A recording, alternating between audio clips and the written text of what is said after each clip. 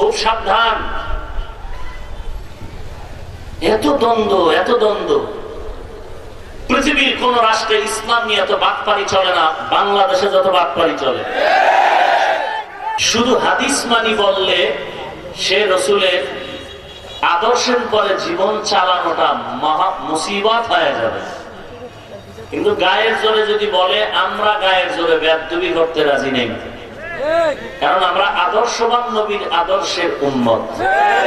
কথা ঠিক আছে? আমাদের মূল কোরআন হাদিস। মূল কি? কোরআন হাদিস। কিন্তু আমরা এই মূলের পেছনে আছে কে? কোরআন দিয়েছেন কে? আল্লাহ। হাদিস কার? নবীজি। তাহলে আমাদের মূলকে আল্লাহ এবং রসুল, আল্লাহ এবং রসুল, এই দুই মূল জিনিসকে ঠিক রেখে এর সাথে যদি আমার আব্বা মিল করে চলেন, আব্বাকেও ধন্যবাদ দেওয়ার সুযোগ আছে। এর সাথে যদি কোনো ইমাম সঠিক রাস্তায় থাকেন, তাকেও ধন্যবাদ দেওয়ার সুযোগ আছে। যদি এই দুই মূলের সাথে কারো সম্পর্ক না থাকে, সে আমার রক্তর কেউ হলেও সে আমার দুশমন। কথা ক্লিয়ার? ইমাম আবু হানিফাকে আমরা মানি কেন? তিনি কোরআন সুন্নাহর আলোকে রসুলের তরিকায় চলেছেন, এই জন্য। মাকসাদ ইমাম আবু হানিফা নয়, মাকসাদ মাযহাব নয়, মাকসাদ আল্লাহ এবং রসুল। মাকসাদ কোরআন হাদিস, মাকসাদ জান্নাতে যাওয়া। মাকসাদ কি? জান্নাতে যাওয়া। কিন্তু জান্নাতের পথ আমার বাপেও চিনে না, দাদাও চিনে না, আমার 14 পুরুষ চিনে না। চিনল কি করে? 4 দল বান্দার মাধ্যমে আমরা জান্নাতের পথ চিনেছি। নবীগণ, সিদ্দিকগণ, শহীদগণ, সালিহিন, সাদিকিন, আলেম, ওলামা। এজন্য আল্লাহ রসুল বলেন, উলামায়ে কেরাম আম্বিয়ায়ে কেরামের ওয়ারিস। আমরা কোরআন শিখেছি আলেমদের মাধ্যমে, ইসলাম শিখেছি আলেমদের মাধ্যমে, জান্নাত আছে শিখেছি কোরআনের দ্বারা আলেম ওলামাদের মাধ্যমে। আলেম ওলামাদের মাধ্যমে আমরা রসুলের তরিকা চিনেছি। অতএব আলেম ওলামাদেরকে শ্রদ্ধা করতেই হবে। মাকসাদ আলেম নয়, মাকসাদ আমার কোরআন সুন্নাহ, মাকসাদ আমার আল্লাহ নবী, মাকসাদ আমার জান্নাতে যাওয়া। কথা বুঝাইতে পারলাম? অতএব আমি ইমাম আবু হানিফাকে মানি, আমার পীর মানি, আমি ওলিয়ে কামেল তাদেরকেও মানি, ওস্তাদকে মানি, যদি তারা এই দুই মূল জিনিসকে মানেন। যদি দেখি তারা কোরআন সুন্নাহর বাহিরে চলেন, রসুলের তরিকা মানেন না, তাহলে আমরাও তাকে মানবো না। কথা ক্লিয়ার? ভেজালের কিছু নাই। এখানে বহু দলের লোক আপনারা আছেন, বহু তরিকাত পন্থীরাও আসছেন, আসছেন না? আপনারা ভাবতেছেন কি থেকে কি হয়ে গেল, কি হতে যাচ্ছে। কিছুর থেকেই কিছু হবে না। আমরা সবাই মুসলমান, আল্লাহ মানি। আল্লাহ যারা মানে এদেরকে কিন্তু বেশি দল বলা হয়নি, এরা এক দল। এরা কয় দল? যারা আল্লাহ মানে না, এরা বহু দল। এরা কয় দল? এরা বহু দল। যেহেতু আমরা সবাই আল্লাহ মানি, আপনাদের কি কোনো এই কথায় দ্বিমত আছে? আচ্ছা, আপনারা কোন আল্লাহ মানেন এটাও একটু স্পষ্ট হওয়া দরকার। আমি হাফিজুর রহমান ওই আল্লাহকে মানি যে আল্লাহ হলেন হাইয়ুল কাইয়ুম, লা তাখুযুহু সিনাতুন ওয়ালা নাওম, যিনি হলেন একক, ওয়াহদাহু লা শারীকা লাহ, যিনি হলেন আল্লাহুস সামাদ, লাম ইয়ালিদ ওয়া লাম ইউলাদ ওয়া লাম ইয়াকুল লাহু কুফুয়ান আহাদ, যিনি হলেন সকল সৃষ্টির স্রষ্টা, যার সমকক্ষ কেউ নাই, যার জাতের সাথে কোনো শরীক নাই, যার গুণের সাথে কারো গুণের মিল নাই, এমন আল্লাহ, আমি তাকেই আল্লাহ হিসেবে মানি। আপনারা কি সেই আল্লাহকেই মানেন? সবাই একমত? কথার দ্বিধা নাই। আপনার আল্লাহ, আমার আল্লাহ একজনই। কথা বলেন না কেন? এবার আসেন নবীর ব্যাপারে। আমি ওই নবীকে মানি যেই নবীর ব্যাপারে আল্লাহ গুণগান করেছেন কোরআন এবং রসুলের দ্বারা, হাদিসের মাধ্যমে। যাকে আল্লাহ বলেছেন তিনি শাফিউল মুজনিবিন, তিনি রাহমাতুল লিল আলামিন। আমি ওই নবীকে মানি যেই নবী খাতামুন নবিয়্যিন, যার ঘাম থেকে মেশকের ঘ্রাণ, যার শরীর মুবারকে মশা মাছি করা হারাম, যেই রসুল চলন্ত হালাতে মাইকের খন্ড ছায়া দান করে, যেই রসুল রাস্তা দিয়ে চলন্ত হালাতে জঙ্গলার প্রাণীরা সালাম করে, ওই রসুলের আমি উম্মত যার বাবার নাম আব্দুল্লাহ, মায়ের নাম আমেনা, তার নাম দুইটা, কেউ বলেন মোহাম্মদ বা আহমদ।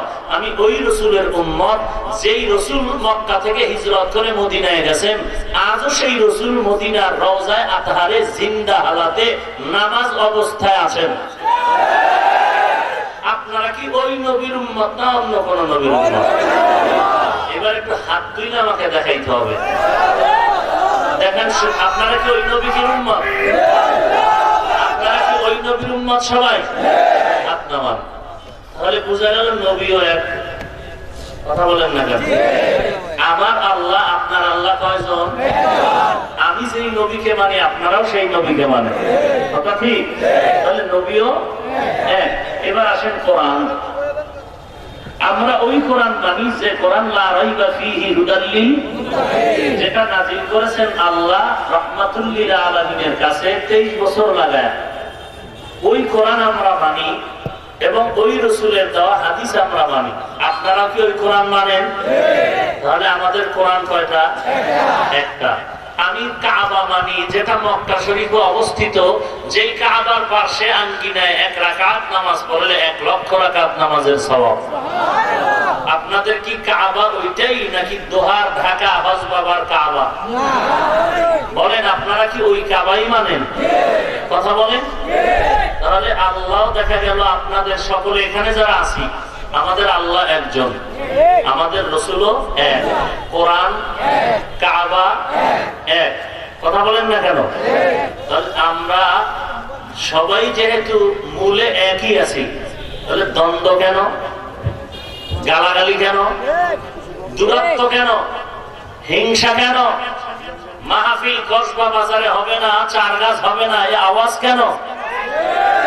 হ্যাঁ, তাদেরটা হবে না বলে বলা যায় যারা ওয়াজের নামে মানুষকে গালি দেয়, যারা ওয়াজের সুযোগ পাইয়া সুযোগ সন্ধানীরা ওয়াজের স্টাইলে ইঙ্গিত করে মানুষকে দলে দলে বিভক্ত করে দেয়, তাদের ব্যাপারে একটু আওয়াজ দেওয়া যায় যে ওয়াজ না হইলে ভালো। কিন্তু যাদের ওয়াজে গালি নাই, হিংসা নাই, মানুষ সব দলের মানুষ একটা মেসেজ নিয়ে বাড়ি যেতে পারে যে হিংসা করা যাবে না, রাসূলের আদর্শ আমাদের আসল, আমাদের পীর আসল না, আমাদের ওলি আসল না, মাযহাব আসল না, আমাদের কিচ্ছু আসল না, আমাদের আসল আল্লাহ এবং রাসূল, কোরআন এবং সুন্নাহ। এই লাইনে আমার আব্বা আছে, তাকে মানবো, পীর আছে মানি, ইমাম আছে মানি। এই লাইনে যারা নাই তাদেরকে মানি না। দ্বন্দ্বের কি আছে? দূরত্বের কি আছে? ও টুপির কালার আলাদা, এই জন্য আমার টুপি পাস করলে আপনারটা অন্য কালার, সাদা নয় কালো, কারোটা সবুজ। এই সমস্যা, এটা নিয়ে তো সমস্যা হওয়ার কথা না। সমস্যাটা কেন করতেছেন? আপনার কালারের সাথে আমাকে মিলাইতে গিয়া ঝামেলায় পড়েছেন। ওই মূল দুই জিনিসের সাথে যদি মিলাইতেন যে আসলে আমার কালারের সাথে মিলানোর দরকার নাই, মদিনার টাওয়ারের কালারের সাথে মিল আছে কিনা এটা দেখি, তাহলে এক দ্বন্দ্ব হইতো না। কারণ মদিনার টাওয়ার থেকে কালো ব্যবহারের অনুমতি আছে, সবুজ ব্যবহারের অনুমতি আছে, সাদা ব্যবহারের অনুমতি আছে। তাহলে দ্বন্দ্বের আর কিছুই ছিল না। কথা বুঝেন নাই? অতএব আবারও বলছি, আমার রাসূল আসল, আল্লাহ আসল। এই রাসূলকে আসল ঠিক রেখে এরপর আমার মা, এরপরে বাবা, এরপরে ভাই বোন, পীর মাশায়েখ, আমার সব কিছুর মূলে কি? রাসূল। মূলে কি? রাসূলের মূলে কে? আল্লাহ। বলেন কে? এই কথাটা মনে রাখতে পারলে ঝামেলা অনেকটাই কমে যাবে, দ্বন্দ্ব দূর হয়ে যাবে। কথা বুঝেন নাই? আর কি ঝামেলা বলেন? মসজিদ তো সবার এক, কথা বলেন না কেন? নামাজ কয় ওয়াক্ত ফরজ? বলেন না কেন? আমি 5 ওয়াক্ত পড়ি, আপনারাও কি 5 ওয়াক্ত পড়েন? কথা বলেন না কেন? তাহলে সমস্যাটা কি? কেন বলেন কওমি আর আলিয়া আলাদা? মাকসাদ যদি হয় জান্নাতে যাব, কোরআন হাদিস শিখবো, রাসূলের আদর্শ শিখবো, সেটা আলিয়ায় গিয়ে যদি শিখতে পারে সমস্যা কি? কওমি মাদ্রাসায় যদি শিখতে পারে সমস্যাটা কি? স্কুল কলেজ ভার্সিটিতে গিয়েও যদি যুবক রাসূলের আদর্শ মানে, ধন্যবাদ। সমস্যাটা কি? সমস্যা আসলে স্কুল নয়, কলেজ নয়, আলিয়া নয়, কওমি নয়, সমস্যা তোমার অন্তরে। সমস্যা তোমার চোখের আয়না কালো, সাদা টুপিও দেখে কালো। কথা বুঝেন নাই? আয়না পরিবর্তন করতে হবে। কলব ময়লা হয়ে গেছে গাঞ্জা খায়, বিড়ি টেনে আর নফসের গোলামি করার কারণে। তুমি নবীর আশেক, আমিও তো সেই নবীর আশেক। এই টুপি মাথায় দিয়েছি আমার বাবার কথায় নয়, আমি রসুলের মহব্বতে টুপি পরেছি, রসুলের আদর্শের মহব্বতে দাড়ি রেখেছি, রসুলের আদর্শের মহব্বতে নাম্বা জামা পরেছি, রসুলের আদর্শ বাস্তবায়নে জাহান্নামের ভয়ে 5 ওয়াক্ত নামাজ পড়ি, মা বাবার খেদমত করি, কাউকে গালি দেই না, বেপরদায় চলি না। তো সমস্যাটা কি? সমস্যা অন্তরের ভেতরে। সমস্যা কোথায়? অন্তরের ভেতরে। তুমি নফসের গোলাম হয়ে গেছো। মূলত গোলাম হবো কার? আল্লাহ। তরিকা মানবো কার? নবীর। কার? নবীজির তরিকা মানবো। তুমি গোলাম হয়েছো নফসের, তরিকা মানো কোন এক ব্যক্তির, হয়তো পীর সাহেব, না হয় অন্য কেউ। না, তরিকা মানবো মদিনার নবীর, গোলামি করবো আল্লাহ। কথা ঠিক? হ্যাঁ, এটা চিনি না, চিনা দেওয়ার একজন পথ প্রদর্শক লাগে। তো এই পথ প্রদর্শক যিনি আমাকে জান্নাতের পথ দেখাবেন, আগে চিনতে হবে সে জান্নাত চিনিনি। কথা বুঝেন নাই? অন্ধ বুড়ি চক্ষুষ্মান না অন্ধ? চোখে দেখে কি দেখে না? দেখে না। রাতের বেলা অন্ধকারে অন্ধ বুড়ি হারিকেন জ্বালায় হাতে। কি জ্বালায় হাতে? একজনে বলে, এই অন্ধ বুড়ি, তুমি হারিকেন জ্বালায় রাতে হাঁটো, চোখে দেখো কিছু? বলি, এটা জিজ্ঞাসা করার কি আছে? আমি তো দেখি না। তুমি কেন বলো? বলতো হারিকেন জ্বালাইলে কেন? বলো ওই ব্যাপার। ব্যাপার শোনো, আসলে হারিকেন জ্বালাবার মাকসাদ হলো আমি পথ দেখার জন্য নয়, কোন মোবাইল যেন আমার ধাক্কা দিয়ে ফেলে না দেয়, এই জন্য আমি হারিকেন জ্বালাই। কথা বুঝেন নাই? খুব সাবধান। এত দ্বন্দ্ব, এত দ্বন্দ্ব। পৃথিবীর কোন রাষ্ট্রে ইসলাম নিয়ে এত বাটপারি চলে না, বাংলাদেশে যত বাটপারি চলে। কলিজার টুকরা যুবকেরা এখানে আছে, দেখ মুসিবত। আহা, কওমি মাদ্রাসায় পড়ার কারণে, এই যে এখানে একটা মাদ্রাসা আছে, আরো আশেপাশে যে মাদ্রাসা হেফজখানা নুরানি, রাত্র 3টায় গিয়ে দেখবেন এরা সবাই বিড়ি টানে। হ্যাঁ, গাঞ্জা খায়। বিরোধিতা করেন কেন? এরা 24টা ঘন্টা কোরআন তেলাওয়াত করে, 5 জামাত 5 ওয়াক্ত নামাজ পড়ে, ভোর রাতে উঠে আল্লাহর কাছে তাহাজ্জুদ করে কান্না করে, অচেনা কোন মুরব্বি দেখলে আগে সালাম দেয়, সুযোগ থাকলে জুতাটা আগায় দেয়। তাহলে দ্বন্দ্বের কি আছে? দেখতে নারী চলন বাঁকা। দেখতে নারী, স্ত্রী স্বামীকে পছন্দ করে না, যদিও স্বামী বড় আল্লাহ আল্লাহ বুজুর্গ। এরকম আছে না অনেক আল্লাহ। তো একদিন জোনাকির আলোতে তাকায় দেখে শূন্যের উপরে পাগড়িওয়ালা বুজুর্গ খালি ঘুরে। তো মনে মনে কয়, কি বুজুর্গ স্বামী পাইলাম, এর মতো যদি হইতো। রাতের আধারে ইবাদত খানার থেকে যখন স্বামী বুজুর্গ ঘরে আসলেন, ম্যাডাম বলে, কি বুজুর্গ তুমি হইলে? বলে, কেন? বলে, বুজুর্গ দেখলাম শূন্যের উপরে ঘুরে, তুমি তার মতো হতে পারতে না? বলে, তুমি দেখেছো? বলে, হ্যাঁ দেখেছি। বলে, তো ভালো করেই দেখেছো? বলে, হ্যাঁ। তো আমিই তো ছিলাম। বলে, ও এই জন্যই তো দেখলাম পা একটা বাঁকা হয়ে আছে। পা একটা, দেখতে নারী চলন বাঁকা। দেখতে নারী চলন বাঁকা।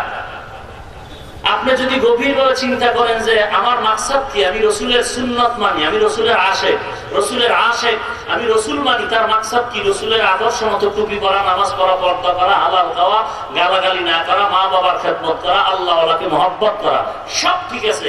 কওমিতে পড়ছে, সমস্যাটা কি? কওমিতে পড়ছে, হাফিজুর রহমান কাউকে গালি দেয় না, তাবলিগওয়ালারা কাউকে গালি দেয় না, বরং গালি দেওয়ারে পিঠে হাত দিয়ে বুঝায়। কথা ঠিক না? এরপর দেখতে পারি না কেন এক যুবক সুন্দরী মেয়েকে ডিস্টার্ব করে। তো সুন্দরী রমণীকে, এই যুবক, তুই আমাকে ডিস্টার্ব করো কেন? তোর কি ক্ষতি করেছি? বলে, তুই সুন্দরী কেন? তুই সুন্দরী কেন? এটাই আমার গাত্রদাহ, এটাই আমার জন্য অ্যালার্জির কারণ। তাবলীগের বিরোধিতা, চরমনার বিরোধিতা, উজানির বিরোধিতা, বিবাহিয়ার বিরোধিতা, হাফিজুর রহমানের বিরোধিতা, কওমির বিরোধিতা। কারণটা কি? কারণ কিছু না, তোমার ডাকে এত লোক হাজির হয় কেন? আমরা 13টা উট, 14টা মহিষ, 6টা ছাগল আর 12টা গরু সব জবাই করে খানার আয়োজন, ডেগের বাড়ি আর বাড়ি। যতক্ষণ বয়ান চলে পেছনে শুধু ডেগের বাড়ি আর ঘ্রাণ, আর পোস্টারে বিশেষ দ্রষ্টব্য, খাওয়ানোর পরে টাটকা খাওয়ান তাবারক। এরপরে এত লোক পাই না, ভাড়া দিয়েও পাই না। তোমার এখানে খাওয়ান নাই, দাওন নাই, উট নাই, গরু নাই, মহিষ নাই, বেড়া নাই, দুম্বা নাই, বৃষ্টি আর বৃষ্টি, এরপরেও মানুষ বসার জায়গা পায় না। এটাই অ্যালার্জির কারণ। কোনো গেট নাই, আছে কোনো গেট? আছে কোনো লাল নীল সবুজ বাতি? আছে কোনো চিল্লাচিল্লি? কথা বলেন। তাহলে দ্বন্দ্বের কি আছে? দেখতে নারী চরণ বাঁকা। আল্লাহ সব ভাইকে হেদায়াত দান করুন। আরো জোরে বলেন।